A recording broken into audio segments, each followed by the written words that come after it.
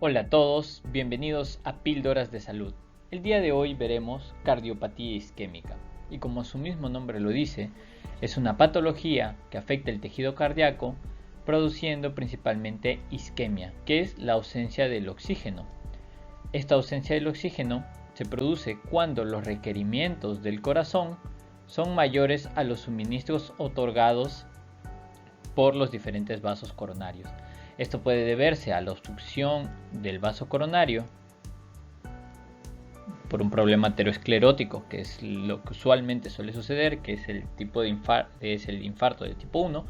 Puede verse a la disminución del aporte de estos vasos a través de, por ejemplo, una vasoconstricción, que es del tipo 2, o puede deberse incluso a muchas otras causas, incluso causas iatrogénicas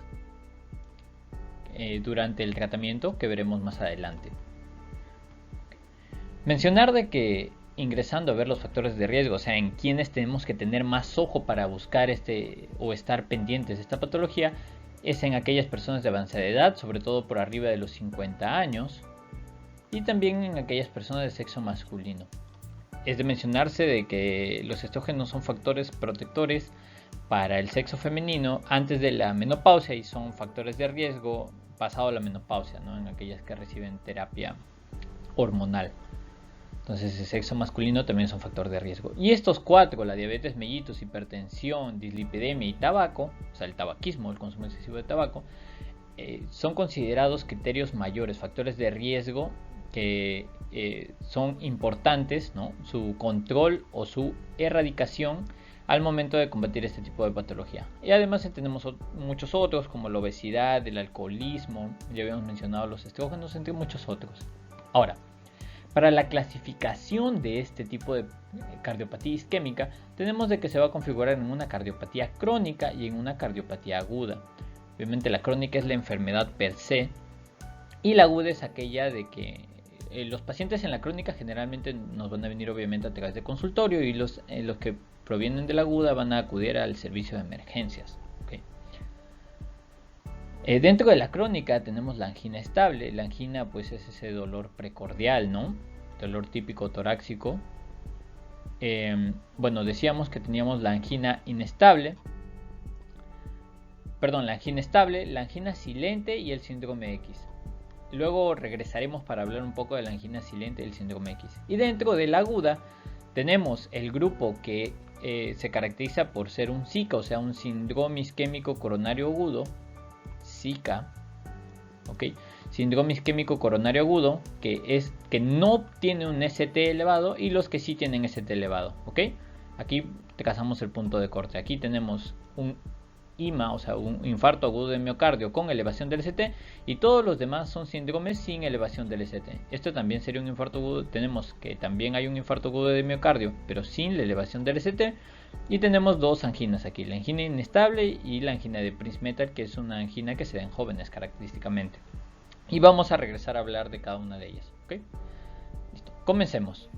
Vamos a hablar primero de la patología crónica, ¿no? Aquella que vemos los pacientes que vienen por consultorio generalmente. Estos se caracterizan porque presentan un dolor, y vamos a ver por qué hemos puesto la D con mayúscula, un dolor precordial o también retroesternal que es de tipo opresivo, generalmente asociado a sensación de desesperación por el riesgo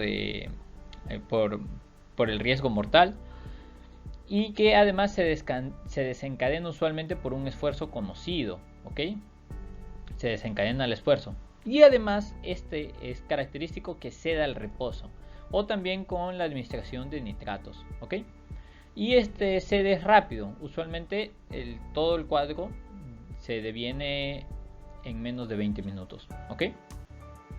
Ahora, ¿por qué hemos puesto con negrita? Porque no solamente se presenta dolor, sino en pacientes especiales, como por ejemplo pacientes ancianos o pacientes con diabetes mellitus, no solo no se presenta este dolor característico, sino se suele asociar a disnea, o sea, la falta de aire, ¿ok? A tener en consideración. Ahora, para empezar a hablar del tratamiento, vamos a tener el ABC, en lugar de tener ABC, vamos a tener ABE, ¿ok? Y duplicamos la E. Para hablar de que siempre deben recibir aspirina y en el caso de que tengan riesgo de sangrado, clopidogrel, ¿ok? También idealmente el fármaco antianginoso y de elección es el beta-block, pues mejora la supervivencia en este tipo de pacientes en su consumo a largo plazo, ¿ok? Y si en caso no se puede controlar la angina con este tipo de medicamentos beta-block, tendríamos otros, ¿no? Como son los nitratos, los calcio antagonistas, en caso de que estén contraindicados los beta-blocks. Nunca podemos dar asociación de calcio antagonistas con beta-block, pues disminuye demasiado la frecuencia cardíaca, ¿ok? Y entre muchos otros que pueden ir revisando en la bibliografía. Otro fármaco que siempre debería de estar asociado son las estatinas, ¿no?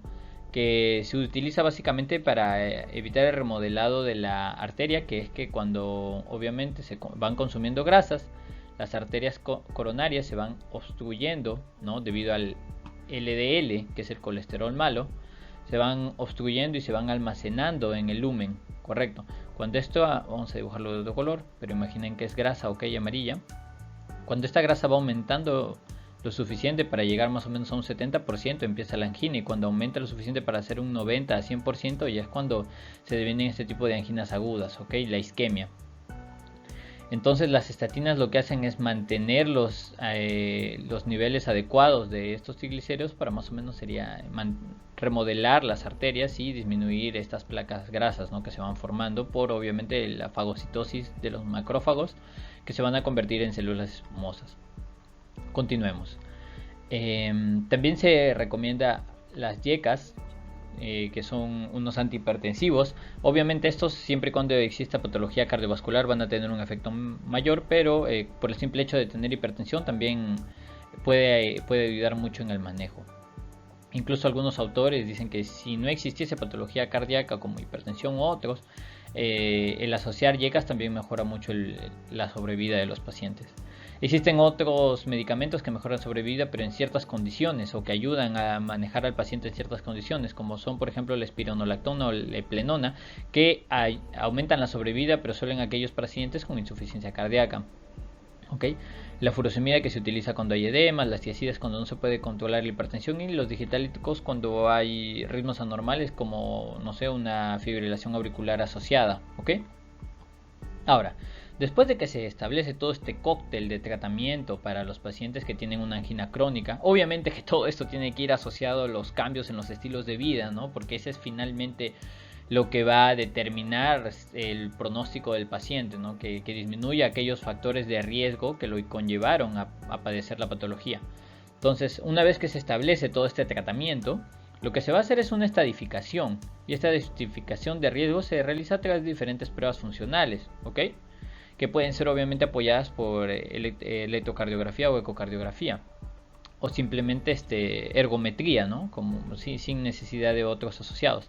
Y además de la evaluación, ¿no? En unos meses, de la funcionabilidad de este tratamiento, o sea, si es que el tratamiento logra controlar los síntomas, si es que previene las anginas, si es que ha disminuido la severidad y la frecuencia en los cuadros.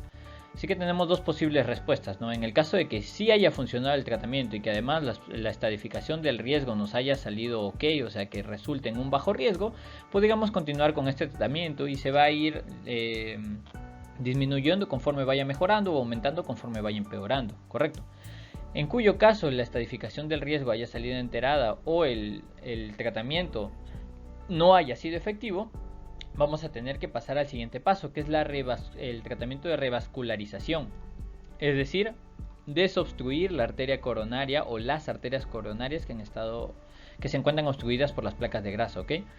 En este caso, obviamente, el estudio ideal, el gold standard por el cual se estudian las arterias coronarias es la angiografía coronaria o coronariografía, ¿ok? En el cual vamos a evaluar el estado de los vasos sanguíneos y de acuerdo a ello vamos a optar ya sea por una angioplastía coronaria transluminal percutánea, ¿ok? Que es lo que denominamos el stent, ¿ok? Que es la colocación del stent, o una cirugía de bypass, ¿ok? Entonces, para ello vamos a tener en cuenta el número de vasos, ¿ok? Por ejemplo, si es que solamente está afectado un vaso, generalmente debería de colocarse un stent. Pero ¿cuándo vamos a preferir la cirugía de bypass? Cuando este único vaso afectado sea la coronaria izquierda y esté afectada en más de un 50%, ¿ok? Ahora, cuando tenemos dos vasos, aún se va a continuar prefiriendo el stent. siempre y cuando estos vasos no sean la descendente anterior en un 70% o el paciente no sufra ni de diabetes mellitus, que es un factor de riesgo mayor, que equivale a ya haber padecido un infarto agudo de miocardio, o no tenga insuficiencia cardíaca, es decir, la fracción de eyección disminuida. ¿Ok? Y finalmente, si es que estamos con afectación de 3 vasos, lo ideal sería ir directamente hacia la cirugía de bypass. Obviamente que el stent es prácticamente hoy en día ya una intervención mucho menos riesgosa y que una cirugía como es el bypass, ¿no? Por eso es que siempre y cuando se pueda hacer debería de realizarse. Ahora, separando la patología crónica de la patología aguda, tenemos de que se va a presentar de igual forma, ¿ok? Con un dolor o disnea precordial, pero en este caso que no cede ante el reposo ni ante la administración de nitratos generalmente, ¿ok? Y que usualmente suele conducirse con una duración mayor a 20 minutos. Ahora, ese SICA que habíamos mencionado, que es el síndrome isquémico coronario agudo, ¿ok? Va a tener diferentes denominaciones, como habíamos mencionado: la angina inestable, el infarto ST elevado, ¿ok? Perdón, sin ST elevado o no Q, y el infarto con ST elevado o Q, ¿ok? No Q o Q, este sería el Q. Entonces, ¿cómo vamos a poder diferenciar? Obviamente que a todo paciente que llega con dolor precordial, decíamos que estos pacientes suelen llegar a emergencias, ¿ok?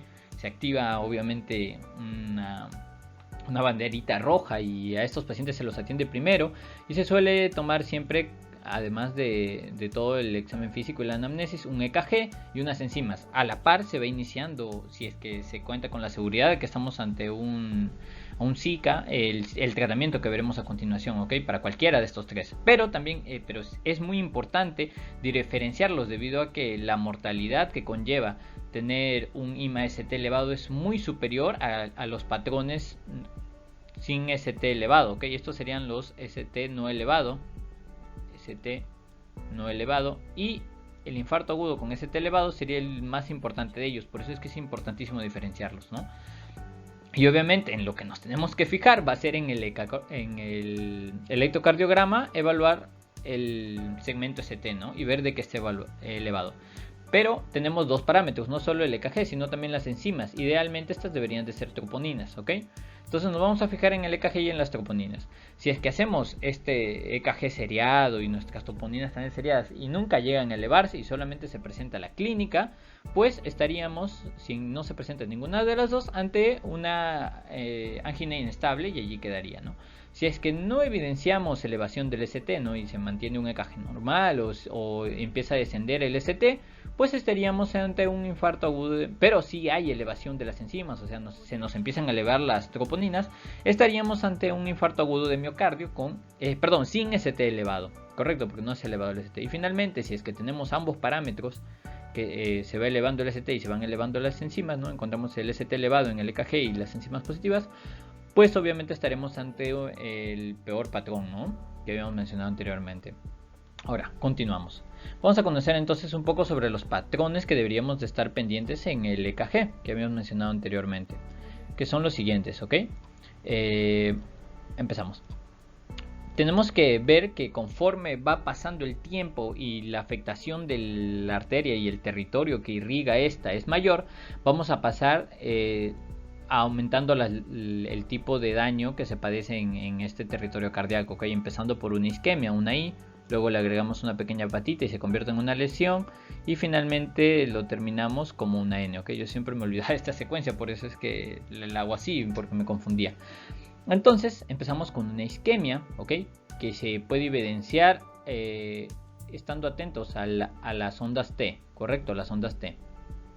La lesión, que ya se va a evidenciar en el segmento ST, que es lo más importante, y finalmente la Q, que es lo que queda posteriormente, ¿ok? Cuando ya hay un daño que genera necrosis, se pronuncian estas ondas Q prominentes, ¿no? Entonces vamos a tener dos tipos de daños, ¿no? El daño subendocárdico y el daño subepicárdico. El daño subendocárdico sería correspondiente a un no ST elevado, ¿ok? O sea, un ST no elevado. Y el subpericárdico se conduciría con un ST elevado, correcto, que sería el más importante. Entonces, Tenemos que prestar atención a la onda T, que es lo primero que suele aparecer, que puede evidenciarse con una T picuda en el subendocárdico y una T negativa en el subpericárdico, en el subepicárdico. Igual, evaluar si es que hay un descenso o un aumento del ST conforme va aumentando el daño, y finalmente lo que queda en ambos casos es la Q de ya una necrosis, es el patrón final que se muestra en el EKG. Pero como hemos resaltado aquí en rojo, el más importante sería el ascenso del ST, ¿no? Debido a lo que habíamos mencionado anteriormente. Continuamos. Este es un pequeño diagrama que evidencia bien fácil. Por ejemplo, si tenemos aquí un corazón, ¿no? Vamos a dibujarlo de la forma romántica en que lo hacían los franceses. Y obviamente este corazón está dividido, ¿no?, en dos mitades, el corazón izquierdo y aquí el corazón izquierdo y aquí el corazón derecho. Y si es que les hiciéramos un corte sagital, un corte transversal, y empezáramos a mirarlo desde arriba generalmente desde arriba, veríamos así como un cuadrado, obviamente que aquí estaría completando el otro ventrículo, ¿no? Este sería el ventrículo derecho y este sería el ventrículo izquierdo, correcto, si lo estaríamos viendo desde arriba, como habíamos mencionado. Entonces allí nosotros podemos ubicar todas las derivadas que se nos van a mostrar en el EKG. Pues en el EKG se nos muestran, obviamente, si es que es un EKG amplio, muchísimas derivadas, y dependiendo de dónde nosotros encontremos la lesión, ya sea las T's o el ascenso o el descenso del ST, es que nosotros vamos a saber a qué caras del corazón se están refiriendo y qué caras se están afectando, y por tanto saber a qué tipo de arteria nos estamos refiriendo y más o menos poder tener una correlación con la angiografía coronaria que evaluaremos luego. Entonces miren, para los vectores para las derivadas precordiales, lo que vamos a hacer es hacer un cuadrado para representar al ventrículo izquierdo e ir colocando los números de izquierda hacia derecha en sentido antihorario, como se ve acá, 1, 2, 3, 4, 5, 6, 7 y 8, correcto. Entonces a los primeros serán los septales porque estarán al lado septal, los segundos los anteriores, laterales y posteriores en consecuencia, es interesante que muchas veces no contamos con las derivadas 8 y 7, por tanto está aquí esta flechita de aquí, que nos indica que a través de este espejo que hemos dibujado acá, se pueden evidenciar las lesiones en reflejo de la cara posterior en la cara septal. En las derivadas 1 y 2, podemos observar las derivadas 8 y 7, ¿no? Por ejemplo, un infarto ST elevado en la cara posterior, que debería evidenciarse como un ST elevado en caras 8 y 7, podría verse como un infradesnivel en las caras 1 y 2, Entonces allí podríamos analizar en cuanto no tengamos las caras 8 y 7. Y en algunos EKGs también nos dan las derivadas derechas, ¿no?, que son 3 y 4, que se van a evidenciar al territorio que abarca el ventrículo derecho. Además, a esto le llamamos lateral bajo, lateral bajo, porque también tenemos un lateral alto. Esto es bastante fácil. Cogemos el lateral y la primera letra del lateral es la L, por lo tanto es que vamos a tener que el ABL es del lateral alto. Y luego si nos vamos hacia el inferior, debajo de nosotros aquí le dibujamos las patitas al corazón, unos pies. Y estos pies en inglés obviamente sería de foot. Por tanto tendríamos ABF de pies en la derivada en la cara inferior, y además simplemente tenemos que agregar otra vez 1, 2 y 3, así como en escalerita. Entonces tenemos que el lateral alto sería ABF más D1 y el inferior, ABL más D1, y el inferior sería ABF más D2 y D3, Estas son las ampliadas. Las AB son las derivadas ampliadas. Obviamente la ABR, que es la de derecha, no se condice con ninguna cara del corazón. Ya, continuamos. Ahora, así como habíamos mencionado que nos diría más o menos qué arteria es la afectada, tenemos que tener en cuenta esta secuencia, de las arterias más afectadas. La que se afecta con mayor frecuencia es la ADA, la descendiente anterior, luego seguiría la circunfleja, y finalmente la descendiente posterior. Estas dos primeras de la coronaria izquierda y esta última de la coronaria derecha. Continuamos. Finalmente hablaremos un poco de las enzimas. Lo importante que tenemos que tener en consideración de las enzimas es su hora de inicio y su hora de finalización. Esto es muy variado dependiendo de las series, pero más o menos he intentado sacar un promedio entre las diferentes series que se muestran en las bibliografías. Lo que debemos de saber es que la que se eleva más rápido es la mioglobina, ¿ok? Y su inicio es aproximadamente en las 2 horas y su finalización, su decaimiento se lleva más o menos en las primeras 24 horas. La CPK-MB, que era muy utilizada antes de las troponinas, generalmente CPK, ahorita vamos a ver por qué hemos puesto entre paréntesis MB. Las CPKs suelen elevarse en un inicio de 4 horas y descienden a las 48 horas, ¿ok? Y la MB le hemos puesto como la más importante porque es la que desciende antes incluso de estas 2 días, de estas 48 horas, y suele utilizarse para los reinfartos, ¿ok? Como asciende y desciende con mucha rapidez, si es que sucede un reinfarto, por ejemplo, en los próximos 5 días, ¿no? En la próxima semana, ya tendríamos valores descendidos de CPK-MB, por tanto la elevación de nuevo sí estaría bien indicada, ¿no? Sí estaría bien marcada. En cambio, por ejemplo, si tomamos las troponinas que se elevan al igual que el CPK-MB en las 4 horas, pero estas duran 10 días, ¿no? Por ejemplo, la tipo I dura de 7 a 10 días y la tipo T dura desde 10 hasta 14 días incluso, ¿no? Si es que tenemos un reinfarto en esa semana, no podríamos evidenciar de que esta elevación de las troponinas se debe a este nuevo infarto y no al infarto anterior. Por eso la CPK-MB es muy utilizada para reinfartos. Las troponinas es el gold estándar, ¿no? Y las que se deberían de utilizar porque tienen un mantenimiento bastante prolongado, son bastante sensibles y específicas. Finalmente tenemos otras enzimas que también suelen elevarse durante los infartos, que son el LH y el TGO, que son las últimas en elevarse. Suelen elevarse dentro de las siguientes 24 horas ha sucedido el infarto y se prolonga incluso hasta por 10 días o más. ¿Okay? Continuamos entonces. Ahora, vamos a ver el tratamiento, que va a ser bastante similar, pero obviamente en forma aguda, ¿no? Porque esta es una emergencia, al tratamiento que habíamos visto en el crónico, pero esta vez en lugar de una A vamos a duplicarlo, ¿ok? Y vamos a tener de nuevo A, B y en lugar de C la doble E. Doble A, B y E. Listo, empezamos por la doble A. Como esto es una emergencia, obviamente lo primero que se hace es evaluar el ABC. Ojo, este tratamiento que yo estoy dando es el tratamiento general, pues obviamente dependiendo de cuál sea la causa del infarto van a haber muchísimos tipos de manejos diferentes, ¿no? Pero esta es como la base que se debería de tener en todo tipo de SICA, ¿no? De un síndrome coronario agudo.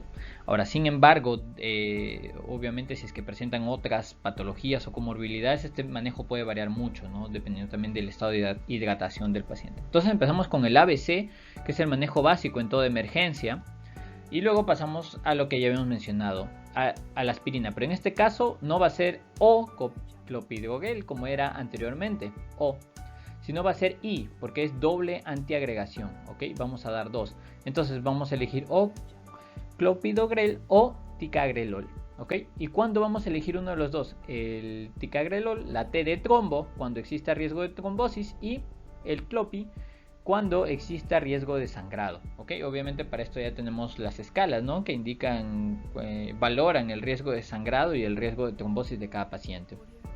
Ahora, seguimos con la B, que son los beta blocks como en la anterior, y en este caso los nitratos no son una opción a la angina, sino que se suelen dar ambos asociados, ¿ok? Porque la angina en este tipo de cuadros suele ser muy difícil de manejar, el dolor es muy severo, por tanto los nitratos suelen darse asociados a los beta blocks en este caso, o sea, se salen del paréntesis en el que estaban anteriormente. Finalmente tenemos igual las estatinas que se inician posteriormente al cuadro, ¿no? Junto con los diekas por las razones anteriormente mencionadas. Y además de esta doble antiagregación que habíamos mencionado aquí, tenemos también una anticoagulación que deberíamos de realizar en este paciente, que puede iniciarse, generalmente se inicia con heparina de bajo peso molecular, ¿ok? Pero también puede iniciarse con fondapaninux en el caso de sangrado y heparina no fraccionada en caso de trombo, como habíamos mencionado anteriormente, ¿ok? Y esto vamos a tenerlo muy en cuenta en caso de también el tratamiento que vayamos a llevar a continuación, como veremos más adelante. Ahora, una vez que se establece este tratamiento, que se controla el cuadro agudo o que en caso de que no se controle, por lo menos ya se da el primer paso, ¿no? De iniciar el manejo del paciente, inmediatamente, incluso en algunos casos paralelamente, ya se debe de ir evaluando el EKG y las enzimas, ¿correcto? Para categorizar, sobre todo para saber si estamos o no frente a un cuadro de ST elevado, ¿ok? Si es que es un Zika ST elevado, debemos de actuar con mucha más prontitud y deberíamos de hacer unos pasos extra para para un intervencionismo, como veremos más adelante. Entonces vamos a tener dos opciones, ¿no? Cuando evaluemos el EKG y las enzimas, que estemos ante un ST no elevado, como hemos mencionado anteriormente, ST no elevado, o que estemos ante un ST elevado, que es justo esta de aquí, la que todos le tememos. Hay que empezar por la menos grave, ¿ok? Si es que tenemos un Zika ST no elevado, pues pasamos a estadificarlo, al igual que como hacíamos en la crónica, ¿ok? Lo estadificamos a través de scores, el que prefieran, usualmente se usa el TIMI, y esto nos puede dar dos, o bajo o alto riesgo. Si es que estamos ante bajo riesgo, pues solamente hay que continuar con el tratamiento de forma crónica y evaluar la evolución del paciente conforme vaya pasando el tiempo. Y si es que estamos ante un alto riesgo, ya se tiene que reevaluar la revascularización post coronariografía, como habíamos mencionado anteriormente en este cuadro, ¿ok? Luego, vámonos al más temido, ¿no? Que es el Zika con elevación del ST. En este caso, obviamente, es un cuadro de emergencia y tiene que darse un cuadro de intervencionismo para asegurar la reperfusión lo antes posible. Los tiempos son muy importantes. En este caso, el gold estándar y lo más importante es realizar el stent, ¿ok? La angioplastía es el ideal y el gold estándar. Que debe realizarse previamente a las 2 horas y antes de las 2 horas el pronóstico es muchísimo mejor en todos los pacientes, pero en muchos hospitales, sobre todo en mi país, no se cuenta con este tipo de procedimientos, ¿no? Porque son altamente especializados. Por tanto, lo que debería de realizarse es una fibrinólisis. Si es que ya vemos, por ejemplo, que no vamos a poder realizar esta angioplastía y que no hay un centro que se encuentre a menos de 2 horas, o sea que veamos de que no puede realizarse esta angioplastía en menos de 2 horas, ya deberíamos de realizar en esta primera media hora que tenemos una fibrinólisis, ¿ok? Esta fibrinólisis puede se realiza de forma médica, ¿no? Con medicamentos que pueden ser, por ejemplo, los específicos de fibrinógeno y los no específicos, ¿no? Como el Ateplase, por ejemplo, que son específicos, son los ideales que deberían de utilizarse. O también, en caso de que no se cuente, pueden utilizarse los no específicos como la streptokinasa, ¿ok? Y todo este cuadro de reperfusión idealmente no debería de tardar más de 12 horas, ¿no? En el caso de que ni siquiera se cuente con estos medicamentos, debería de derivarse a un centro que cuente ya sea con la angioplastía o con la fibrinólisis médica en un plazo de 12 horas. Más allá de las 12 horas es poquísimo el beneficio que se puede obtener para el paciente si en caso no ya ha caído el deceso, ¿no? Y más allá de las 24 horas está cuestionado cualquier tipo de intervención. Estos cuadros son agudos y una real emergencia. Bueno, finalmente regresemos a hablar un poco de lo que habíamos dejado de lado, ¿no? En el cuadro crónico, la angina silente y el síndrome X, y en el cuadro agudo, la angina de Prinzmetal, ¿ok? La angina silente no es más que, como su mismo nombre lo dice, ¿no? Silente es aquella que no genera síntomas. Son esas anginas que se desarrollan en silencio y no se generan síntomas, a diferencia del diabético y el paciente con diabetes y el paciente adulto mayor que suelen presentar Disney. Estos pacientes no presentan absolutamente ningún síntoma y obviamente es un factor de mal pronóstico para el desarrollo de la enfermedad, ¿ok? Puede presentarse en aquellos pacientes que ya han tenido angina estable y de repente empiezan a desarrollar angina silente, o de primera intención llegar como un paciente con angina silente que se le diagnostica a través de pruebas complementarias. Y el síndrome X es una disfunción endotelial. Es una disfunción endotelial en la cual estos vasos que habíamos mencionado anteriormente sufren un vasoespasmo, ¿ok? Generalmente suele tener buen pronóstico y se maneja con medicamentos similares a los que se maneja la patología crónica, ¿ok? La angina estable. Suelen requerir los mismos medicamentos, sobre todo para prevenir la vasoconstricción, ¿ok? Finalmente, en el cuadro agudo, la angina de Prinzmetal es una angina que suele también producirse por vasoconstricción, ¿ok? Y suele asociarse mucho a pacientes jóvenes y además al abuso de cocaína. Entonces, aquellos pacientes jóvenes con historial de abuso de cocaína deberíamos diferenciar en este tipo de angina, ¿no? Que es una angina de Prinzmetal, ¿no? Y obviamente el tratamiento es igual como si fuese un Zika, pero sin la reperfusión, sin la revascularización, porque debido a que no hay ningún problema en las coronarias, ¿no? Solamente es un problema de obstrucción, perdón, de vasoconstricción. Bueno, eso sería todo. Espero que les haya gustado mucho. Pueden visitarnos en Instagram o ver nuestros demás videos en YouTube. Nos vemos.